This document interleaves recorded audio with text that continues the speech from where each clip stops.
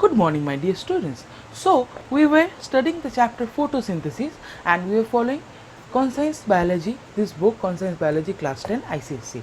So, we have already learned the maximum part of the chapter. Today, we will be completing the chapter and see what is rest part, what are the rest part that are left. Okay, so let's look into it. We will be studying today from page number 74 of experiment on photosynthesis. So, what are the experiments of photosynthesis? Now see, these experiments are very easy. Now, if you want that you want a detailed explanation of this experiment, then please mention it in the comment section, or you can text me. For my school students, they can text me or they can call me, whatever. Yet I am going here. The first one is a number of experiments can be performed for proving the various conditions and requirements necessary for photosynthesis. What are they? Destarching or removal of starch. What do you mean by that? A plant used for experiment on photosynthesis should be initially be placed in the dark for 24 to 48 hours to destarch the leaves. During the period, all the starch will be removed from the plants and stored in the storage organ. The leaves will not show presence of starch. A destarched plant is one whose leaves are free from starch. So, my dear students, it is very important for any of the experiments that you are going on for photosynthesis. It is very important that you need to destarch that particular plant. Otherwise, you cannot perform photosynthesis. Clear? Now see, to test a leaf for starch. Okay, what are they? We will be testing a particular leaf whether starch is present or not. See, dip the leaf in boiling water for a minute to kill the cells. Boil the leaf in methylated spirit over a water bath till it becomes pale white due to removal of chlorophyll. The leaf now becomes hard and brittle. Place it again in hot water to soften it.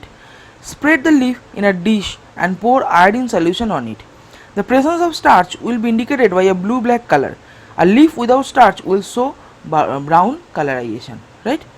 And what is the composition of iodine solution?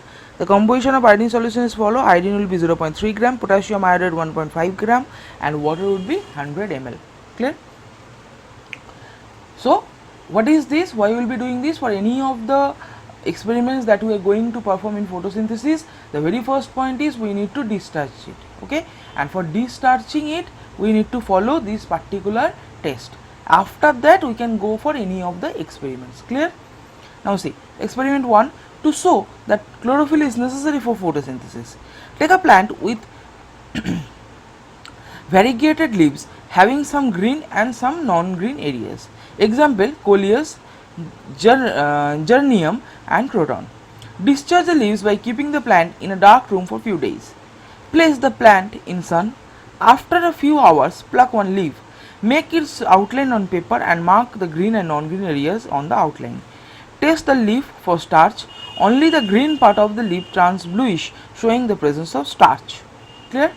So, this will prove, or this will counterpart that chlorophyll is necessary for photosynthesis. Am I clear?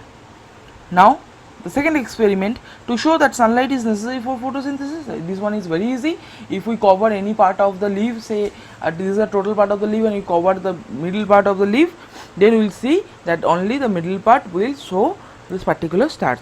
See, take a plant with discharged leaves, cover one of the leaf with black paper on it, on which it is design is cut.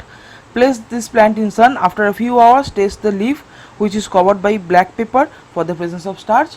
It will be observed that only the part of the leaf which could get light through the cut out design well, as shown, that were left uncovered by the paper, turn blue black, showing the presence of starch. So, only that part which will absorb the sunlight will be giving confirmatory test for starch. Other part will not give any confirmatory test. Clear? Now, experiment 3, to show that carbon dioxide is necessary for photosynthesis. Take a plant with discharged leaves. Insert a plant half of its leaf through a split cork into the conical flask containing potassium hydroxide. Potassium hydroxide, what is the use of potassium hydroxide? The use of potassium hydroxide is that it absorbs carbon dioxide. Clear? Now see, leave the plant in sunlight. After a few hours, test the leaf for starch.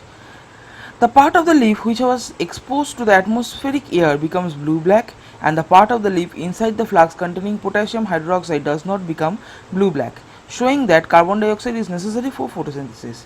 The part of the leaf outside the flask become the control of the experiment. Note, the same experiment can be modified as given in figure 6.7. Half of the leaf outside the bottle will show the presence of starch, while the other half will not show.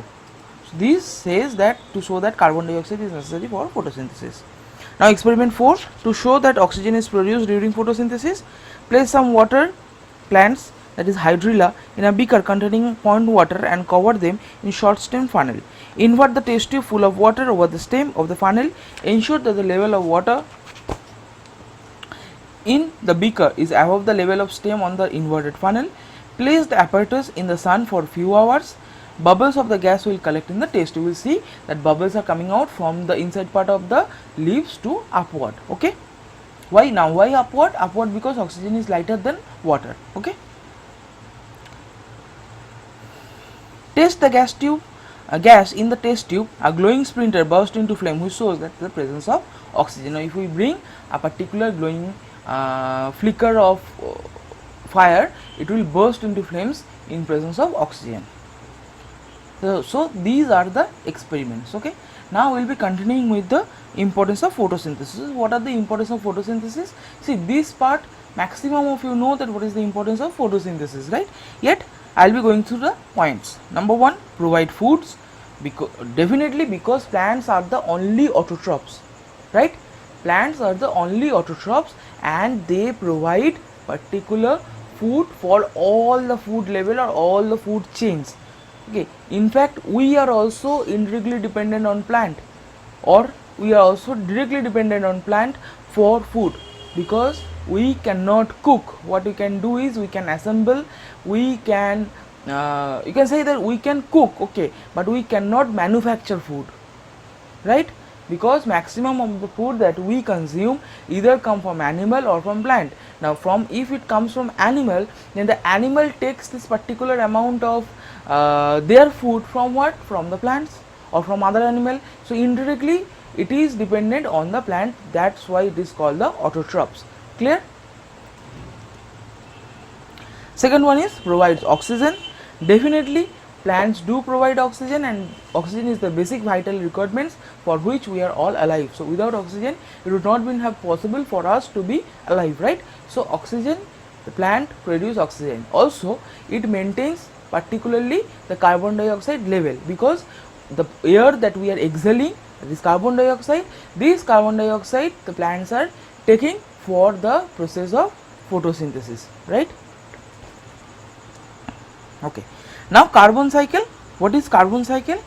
Students, please understand it very clearly and carefully. What is carbon cycle?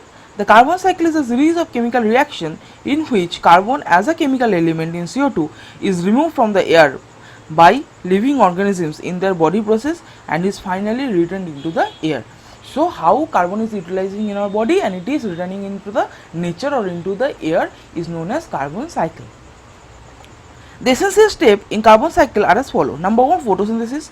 Green plant producer use carbon dioxide of air to produce carbohydrates, that is sugar, starch, etc. Food change.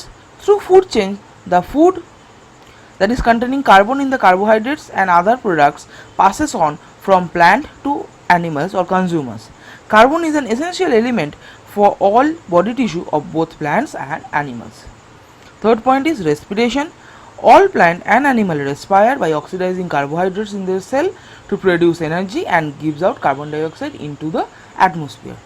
Fourth point is decay. Decay means to decompose. The dead remains of plant and animals are consumed by bacteria and fungi, and in process they break down the organic matter, releasing carbon dioxide back into the atmosphere. Fifth point, combustion or burning. When a fuel such as wood or fossil fuel like coal, petroleum or natural gas is burned, the carbon dioxide content in it is oxidized to carbon dioxide, which is given back into the atmosphere. All the fuels named above originally come from the living organisms. And the last point, the sixth point, is the heating of limestone. What is limestone? a certain amount of carbon dioxide is released during heating and burning of limestone in lime kilns.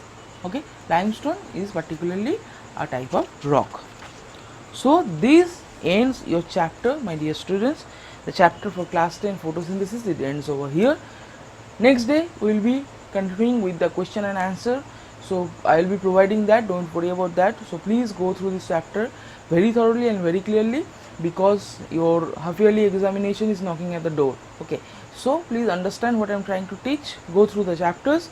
We will be continuing with the next video lecture with next new chapter. Okay, till then, take care of yourself, take care of your family, be happy, be safe, enjoy your holidays. Also don't forget to study. We will be continuing in the next class. Thank you.